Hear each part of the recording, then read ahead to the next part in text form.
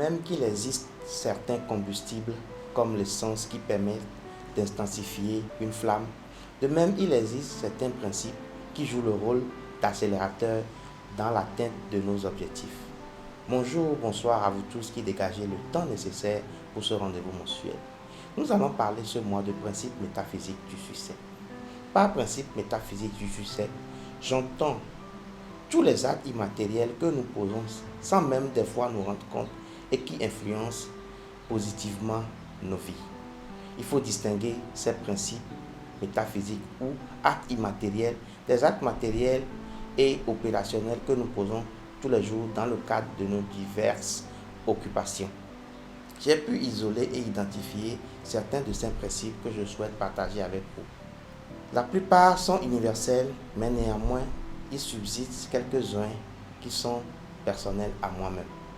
Avant d'évoquer les principes, je voudrais vous rappeler ce principe biblique dans Psaume 127, 1 qui dit que si Yahvé ne bâtit la maison, c'est en vain les bâtisseurs peinent.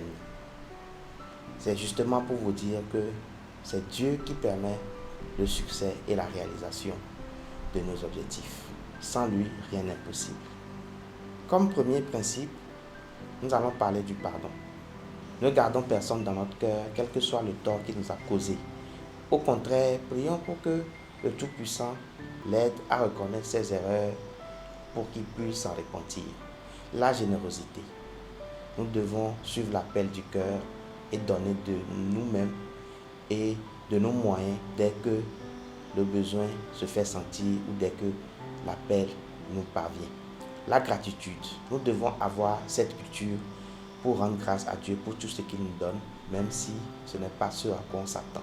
Ce faisant, il se rappellera et se souviendra de ce que nous désirons réellement. L'amour. Nous devons aimer nos prochains comme nous-mêmes. Considérer et respecter chaque être vivant, respecter la nature et aimer le travail que nous faisons. Nous devons toujours faire de notre mieux, faire ce qu'on a dit et faire un peu plus tout en gardant à l'esprit l'éthique et la loyauté. Nous devons également apprendre de nos erreurs et capitaliser des expériences acquises. Nous devons oser prendre des risques tout en restant flexibles et prêts à s'adapter à toutes les évolutions de notre environnement. Nous devons également nous occuper strictement de nos affaires pour éviter de nous disperser. Les Anglaises disent « mind your business ». Nous devons également garder la motivation pour continuer jusqu'à réussir, sauf en cas de repli stratégique décidé. Personnellement, pour garder la motivation, je recherche dans tous mes engagements un intérêt qui n'est pas nécessairement de l'argent, qui peut être juste le fait de vouloir faire plaisir à un ami pour garantir la réalisation de tous mes engagements. Pour finir, nous devons toujours nous assurer que ces principes sont respectés en faisant des auto-évaluations et des check-ins périodiques pour nous remettre en cause et pouvoir prendre les dispositions nécessaires. Nous venons de vous donner les grandes lignes des principes métaphysiques du succès.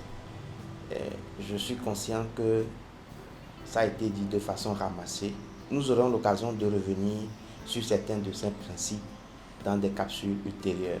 Mais déjà, je vous invite à consulter nos pages Facebook et YouTube pour suivre les thématiques qui ont été déjà développées dans ce sens, comme l'amour, la gestion des relations humaines. Il s'agit de vous donner, comme je l'ai déjà dit, une vue d'ensemble. Gardons à l'esprit que toute action implique une réaction et que nous pouvons orienter nos actions pour obtenir des résultats favorables pour nous. Je souhaite un heureux mois d'avril à tous et invite chacun d'entre nous à expérimenter ces principes métaphysiques et pouvoir témoigner de leur efficacité.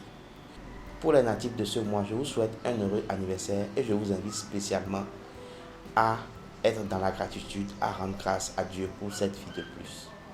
Au revoir et à bientôt.